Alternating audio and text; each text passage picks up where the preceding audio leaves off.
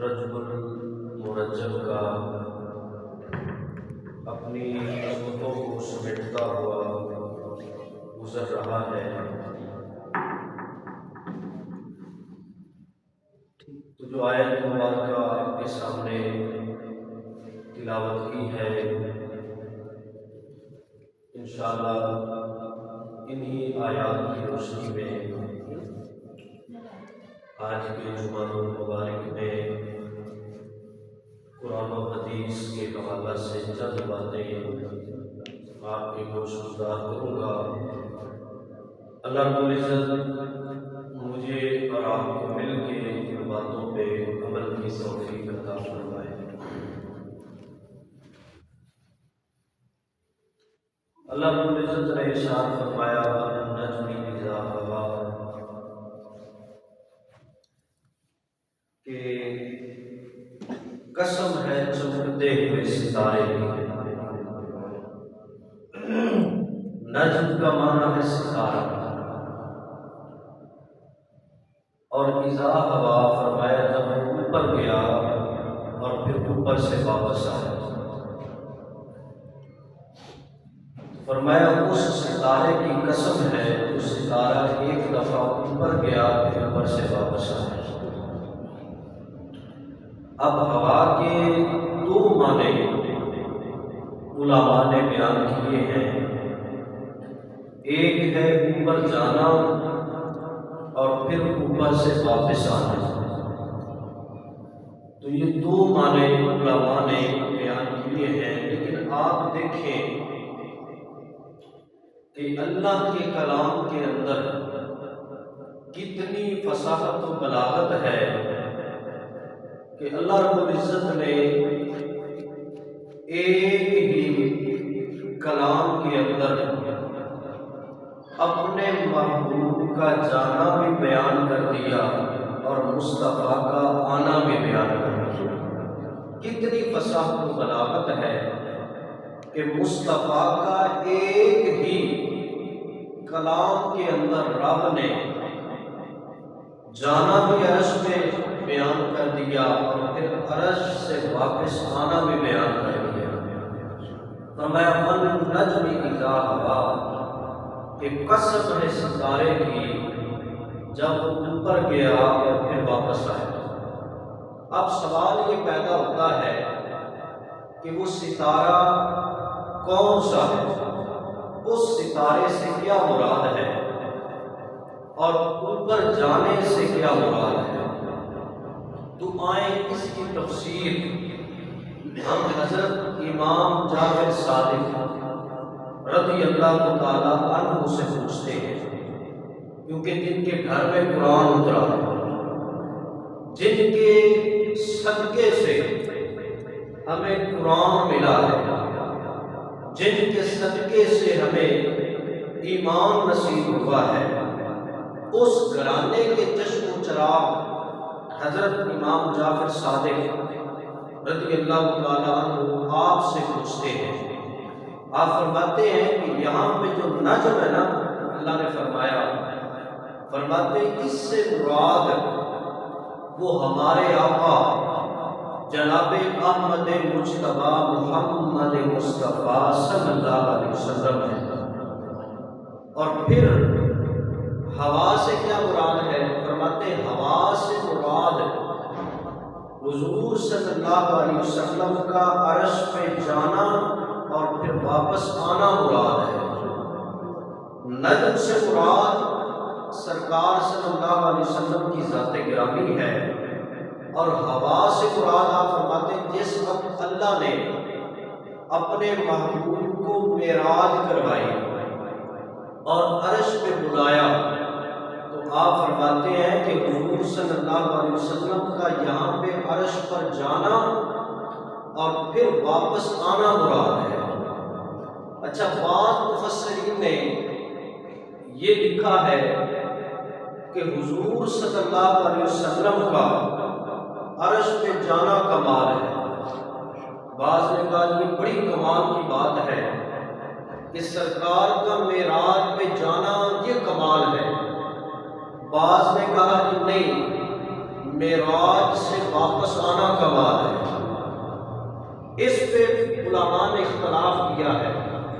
بعض نے کہہ دیا کہ نہیں، سرکار کا صرف جانا کمال ہے، بعض نے کہا کہ نہیں، واپس آنا کمال ہے۔ لیکن اللہ فرماتا ہے لوگوں، مصطفیٰ کا جانا بھی کمال ہے، مصطفیٰ کا واپس آنا بھی کمال ہے۔ دیکھیں دونوں معنی علماء نے بیان کر دی، اللہ نے بیان کر دیا کہ لوگوں، مصطفیٰ کا جانا بھی کمال ہے، مصطفیٰ کا آنا بھی کمال ہے۔ فرمایا مصطفیٰ تیرے جانے کی بھی قسم ہے، مصطفیٰ تیرے واپس آنے کی بھی قسم ہے۔ اور پھر اللہ پاک نے سارے نبیوں کو معراج کروائی، سارے نبیوں کو، لیکن جو معراج اللہ نے حضور صلی اللہ علیہ وسلم کو کروائی ہے، ایسی معراج کسی نبی اور رسول کو نہیں کروائی۔ جو معراج اللہ نے اپنے محبوب صلی اللہ علیہ وسلم کو کروائی ہے، جناب موسیٰ علیہ السلام کوہ طور پر جائیں، یہ ان کی معراج ہے۔ کوہ طور پہ جا کے اپنے رب سے کلام کریں تو یہ ان کی معراج ہے۔ اور پھر جناب موسیٰ علیہ السلام کوہ طور پہ جا کے رب سے عرض کرتے ہیں کہ یا اللہ مجھے اپنا دیدار کروا، یا اللہ میں تیرا دیدار کرنا چاہتا ہوں۔ لیکن اللہ نے فرمایا لن ترانی موسیٰ، تو میرا دیدار نہیں کر سکتا۔ اب رب نے یہ نہیں فرمایا کہ میں دیدار نہیں کرواؤں گا، فرمایا دیدار ہو سکتا ہے لیکن تو میرا دیدار نہیں کر سکتا۔ اب موسیٰ علیہ السلام کوہ طور پہ جا کے کہتے ہیں یا اللہ مجھے اپنا دیدار کروا، لیکن دیدار نہیں ہوتا۔ اور ادھر حضور صلی اللہ علیہ وسلم آرام فرما رہے ہیں، رب فرماتا جبریل ادھر آؤ اور زمین پر چلے جاؤ۔ یا اللہ آگے کتنے جانا ہے؟ یا اللہ آگے کہاں جانا ہے؟ فرمایا مکہ شہر میں چلے جاؤ۔ یا اللہ اس سے آگے کہاں جانا ہے؟ فرمایا وہاں پر ہانی کا گھر ہے اور اس گھر میں میرا محبوب آرام فرما رہا ہے۔ فرمایا ہانی کا گھر ہے اور وہاں پر میرا مصطفیٰ آرام فرما رہا ہے، جاؤ میرے مصطفیٰ کو بلا کے عرش پہ لے آؤ۔ اب دیکھیں یہاں پہ بڑی محبت والی بات ہے کہ ادھر موسیٰ علیہ السلام جا کے کہتے ہیں یا اللہ میں تیرے دیکھنا چاہتا ہوں، یا اللہ میں تیرا دیدار کرنا چاہتا ہوں، لیکن رب فرماتا ہے موسیٰ تو مجھے نہیں دیکھ سکتا۔ لیکن ادھر رب مصطفیٰ کو بلا بھی رہا ہے، دیدار کروا بھی رہا ہے۔ کیوں؟ وہ کسی شاعر نے بڑی خوبصورت بات کی تھی کہ اپنا جانا اور ہے ان کا بلانا اور ہے۔ بندہ خود نہیں جائے نا تو اس کا مزہ اور ہوتا ہے، اور اگر خود مہمان کو بلایا جائے تو اس کا مزہ اور ہوتا ہے۔ میں خود حاجی صاحب کے گھر جاؤں تو اس کا اور انداز ہے، لیکن جب یہ خود بلائیں گے تو اس میں اور مزہ آئے گا۔ تو رب نے مصطفیٰ کو خود بلایا ہے کہ اپنا جانا اور ہے ان کا بلانا اور ہے، اپنا جانا اور ہے ان کا بلانا اور ہے۔ صلی اللہ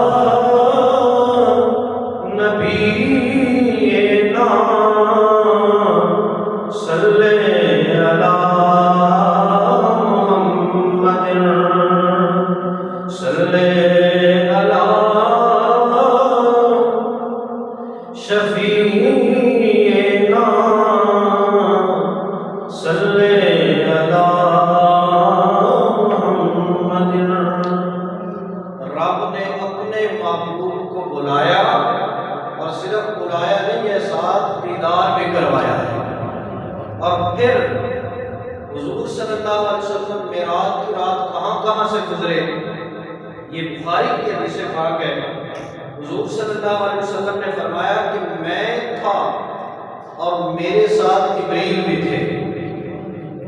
حضور صلی اللہ علیہ وسلم نے فرمایا جس وقت اللہ نے مجھے معراج کروائی تو میرے ساتھ جبریل علیہ السلام بھی تھے۔ تو آسمان کے پہلے دروازے پہ جب ہم گئے نا تو دستک دی تو اندر سے آواز آئی من انتا، تو کون ہے؟ تو جبریل نے کہا انا جبریل، میں جبریل ہوں۔ تو آگے سے آواز آئی تو جبریل ہے، تیرے نال کون ہے؟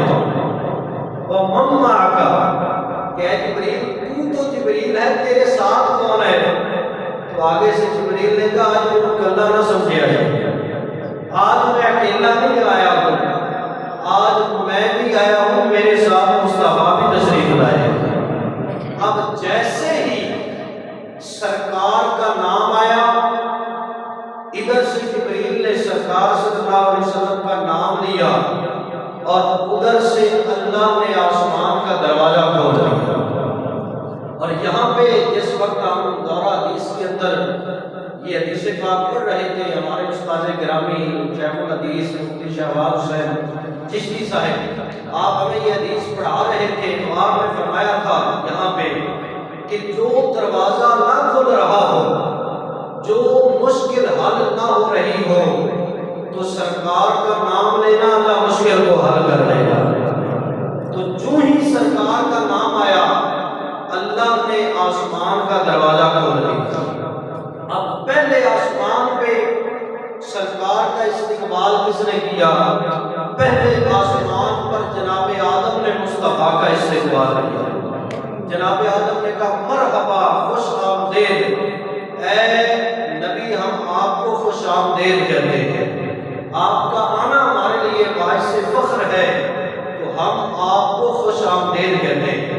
اور جناب آدم علیہ السلام کی اس وقت کیفیت یہ تھی کہ آپ جب دائیں طرف دیکھتے نا تو خوش ہوتے اور جب بائیں طرف دیکھتے تو روتے۔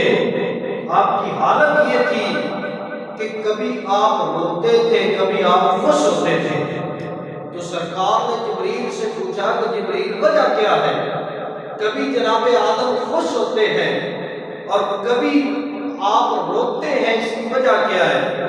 تو جبریل نے بتایا کہ جناب آدم علیہ السلام کی دائیں طرف ان کی جنتی اولاد ہے اور بائیں طرف ان کی دوسری اولاد ہے۔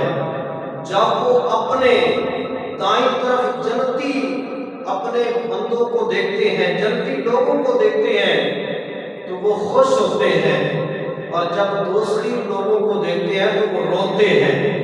اس لیے جناب آدم کبھی روتے ہیں اور کبھی خوش ہوتے ہیں۔ پھر آپ دوسرے آسمان پہ گئے۔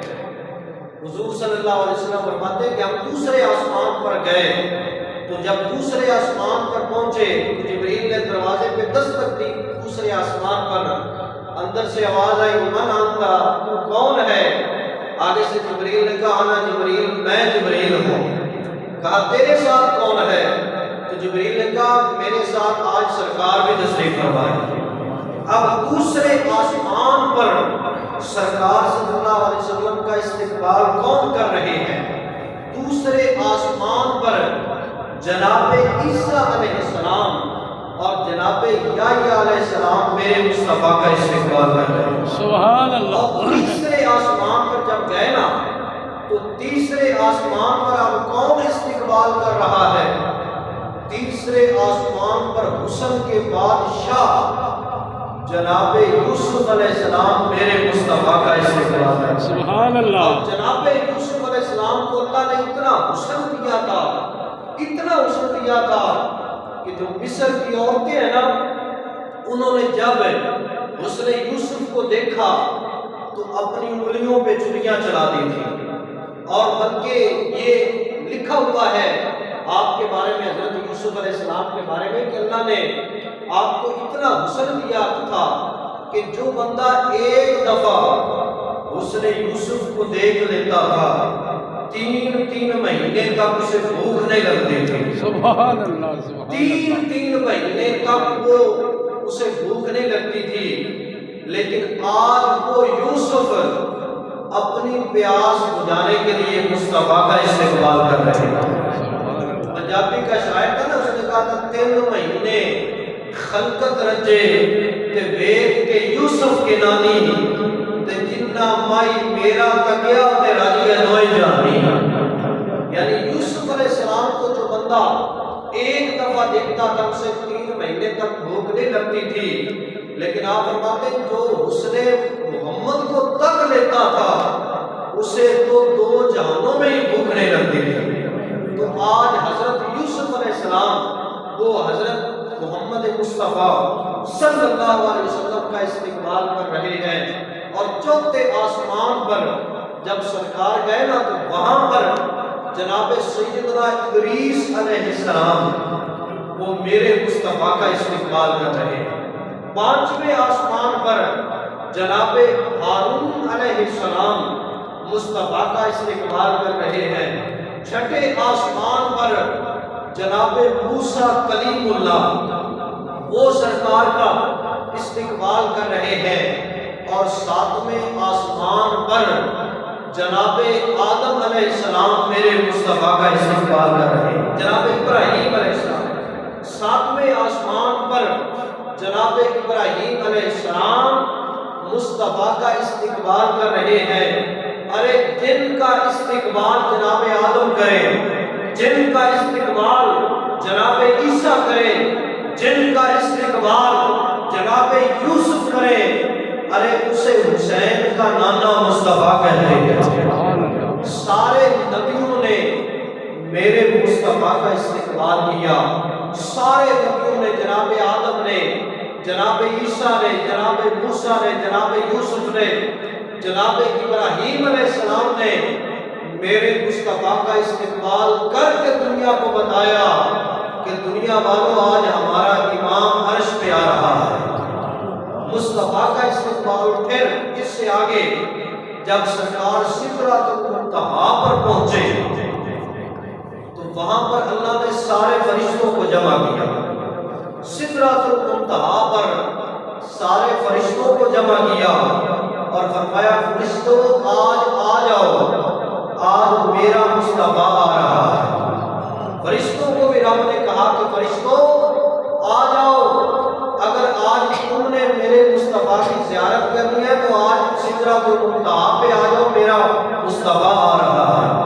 اور پھر بیت المعمور جو فرشتوں کا کعبہ ہے، جہاں فرشتے طواف کرتے ہیں، بیت المعمور یہاں پر فرشتے طواف کرتے ہیں، تو وہاں پر سرکار نے سارے فرشتوں کو نماز پڑھائی، اور مسجد اقصی میں سرکار نے سارے نبیوں کو امامت کروائی۔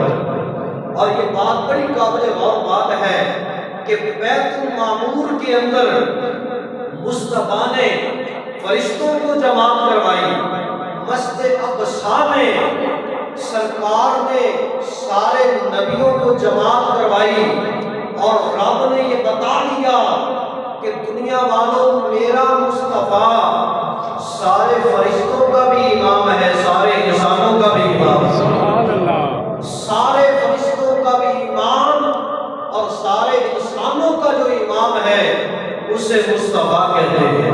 اور پھر جب سدرۃ المنتہا پر پہنچے وہاں پہ جبریل رک گئے، جبریل رک گئے۔ سرکار نے فرمایا جبریل آگے نہیں جانا، آگے نہیں جاؤ گے؟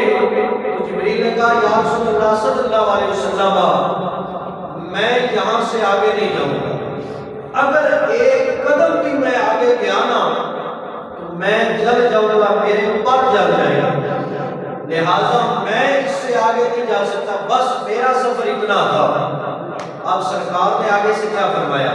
سرکار نے فرمایا چلو جبریل تو جانا نہیں کہ کوئی شاید شجاعی میں دس دے، کوئی چیز لینی ہے تو بتا دے، میں وہاں جا رہا ہوں جہاں کوئی بھی نہیں جاتا۔ اے جبریل، اور جبریل نے کیا مانگا؟ ساڈے جہاں ہوتا نا انہیں کہنا سی ساڈے واسطے کوئی چنگی جی کار لے گئے، کوئی اچھا سا تحفہ لیتے آنا. لیکن جبریل نے کہا یا رسول اللہ صلی اللہ علیہ وسلم میری ایک تمنا ہے, میری ایک آرزو ہے, میری ایک تمنا ہے, وہ یہ ہے یا رسول اللہ جب پل صراط ہو نا, پل صراط اور آپ کے غلام گزرنے لگے تو پل صراط پہ میرے پر ہوں, آپ کے غلاموں کے قدم ہوں. سبحان اللہ. دیکھیں جبریل کو مصطفیٰ کے غلاموں سے کتنی محبت ہے, مصطفیٰ کے غلاموں سے کتنا پیار. اور اعلیٰ حضرت فرماتے ہیں کہ جبریل پر بچھائیں اور پر کو خبر نہ ہو. یہ اعلیٰ حضرت کی محبت ہے. آپ فرماتے ہیں یا اللہ جب کل ہم پل صراط سے گزرے تو ہمیں ایسے پل صراط سے گزارنا کہ جبریل کو بھی پتہ نہ ہو. سبحان اللہ. اعلیٰ حضرت نے اور کمال کر دی, کہا یا رسول اللہ جب پل صراط سے ہم گزرے تو ہم اس طرح گزرے کہ جبریل کو بھی پتہ نہ چلے. تو جبریل نے یہ تمنا کی یا رسول اللہ جب آپ کے غلام پل صراط سے گزرے تو آپ کے غلاموں کے قدم ہوں, جبریل کے پر ہوں. یہ میری تمنا ہے.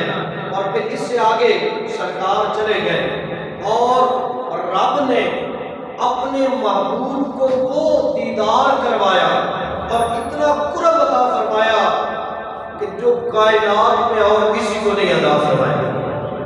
اللہ نے مصطفیٰ کو اتنا اپنے قریب دیدار کروایا اور حضور صلی اللہ علیہ وسلم نے خود فرمایا کہ 90,000 باتیں میں نے اپنے رب سے کی, 90,000 باتیں.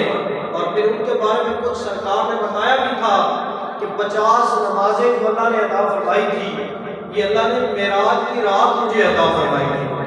50 نمازوں کا تحفہ. پھر یہ سرکار بار بار جاتے رہے تو اللہ نے 5 کر دی. تو یہ بھی معراج کی رات اللہ نے سرکار کو عطا فرمائی تھی. اور سورۃ بقرہ کی جو آخری آیات ہے یہ بھی اللہ نے سرکار کو معراج کی رات عطا فرمائی تھی. اور پھر ایک بڑی محبت والی بات ہے, جب سرکار معراج پہ گئے نا, معراج پر تو واپس آنے لگے تو اللہ نے سرکار کو تحفے میں جبہ عطا فرمایا, جبہ. اور ساتھ سرکار نے فرمایا کہ اللہ نے فرمایا کہ یا رسول اللہ یہ آپ اپنے صحابہ میں سے جس کو چاہے دے سکتے ہیں, لیکن جو میرے اس سوال کا جواب دے. اللہ نے سوال بھی بتایا اور ساتھ جواب بھی بتایا کہ جو میرے اس سوال کا جواب دے یہ جبہ آپ نے اس کو عطا فرما دینا. تو سرکار نے سب سے پہلے جناب سیدنا ابو بکر صدیق رضی اللہ تعالیٰ عنہ سے پوچھا کہ اے ابو بکر صدیق اگر یہ جبہ میں آپ کو دوں تو آپ کیا کرو گے؟ تو آپ نے کہا میں لوگوں میں صداقت کو عام کر دوں گا. آپ نے فرمایا بات تیری ٹھیک ہے لیکن جو سوال اللہ نے بتایا ہے یہ اس کا جواب نہیں بنتا. پھر جناب عمر سے سرکار نے پوچھا کہ اے عمر اگر یہ جبہ میں آپ کو دوں تو آپ کیا کرو گے؟ آپ نے فرمایا میں لوگوں میں عدالت کو عام کر دوں گا. آپ نے فرمایا بات تیری ٹھیک ہے لیکن یہ اس سوال کا جواب نہیں بنتا جو سوال اللہ نے بتایا ہے. پھر جناب عثمان سے سرکار نے پوچھا کہ اے عثمان اگر بالفرض یہ جبہ آپ کو دیا جائے تو تم کیا کرو گے؟ آپ نے فرمایا میں لوگوں میں حیا کو عام کر دوں گا. فرمایا بات تیری ٹھیک ہے لیکن یہ اس سوال کا جواب نہیں بنتا. پھر جناب حضرت مولا علی شیر خدا سے سرکار نے پوچھا کہ اے علی اگر یہ جبہ آپ کو دیا جائے تو آپ کیا کرو گے؟ آپ نے فرمایا یا رسول اللہ میں لوگوں کے عیبوں پہ پردہ ڈالوں گا. تو سرکار نے اسی وقت وہ جبہ مولا علی کو عطا فرما دیا. دیکھیں لوگوں کے عیبوں پہ پردہ ڈالنا یہ کتنا بڑا اجر ہے. آج تو کسی کے اندر عیب نہ بھی ہو نا ہم لوگوں کو بتاتے ہیں کہ اس کے اندر یہ بھی عیب ہے, اس کے اندر یہ بھی عیب ہے. لیکن سرکار کی حدیث پاک کا مفہوم ہے جو بندہ کسی کے عیبوں پہ پردہ ڈالے گا دنیا کے اندر جو کسی کے عیبوں پہ پردہ ڈالے گا قیامت والے دن رب اس کے گناہوں پہ پردہ ڈالے گا۔ سبحان اللہ۔ یہ سانوں بھی چاہیے کبھی کبھی عیبوں نے پردہ پا لینا چاہیے، کبھی کبھی ہمیں بھی پردہ ڈال لینا چاہیے۔ تو یہ کتنا بڑا اجر ہے۔ تو جناب مولا علی شیر خدا نے کہا یا رسول اللہ صلی اللہ علیہ وسلم میں لوگوں کے عیبوں پہ پردہ ڈالوں گا۔ تو سرکار نے کتبہ مولا علی کو عطا فرما دیا۔ پھر حضور صلی اللہ علیہ وسلم نے فرمایا اللہ نے معراج کی رات مجھے جنت کی بھی سیر کروائی اور دوزخ بھی مجھے دکھائی گئی، تو میں نے دوزخ میں کچھ لوگوں کو عذاب ہوتے دیکھا۔ وہ ایک سرکار نے فرمایا کہ میں نے کچھ لوگوں کو دیکھا کہ وہ مردہ جانور کا گوشت کھا رہے تھے۔ دوزخ کے اندر ایک کو عذاب ہو رہا تھا کہ وہ مردار جانور کا اس کا گوشت کھا رہے تھے۔ تو سرکار نے جبریل سے پوچھا کہ اے جبریل یہ کون بدبخت ہے کہ جسے یہ عذاب ہو رہا ہے، وہ مردہ جانور کا گوشت کھا رہا ہے؟ تو جبریل نے کہا یا رسول اللہ صلی اللہ علیہ وسلم یہ آپ کی امت کے وہ لوگ ہیں جو ایک دوسرے کی غیبت کیا کرتے ہیں۔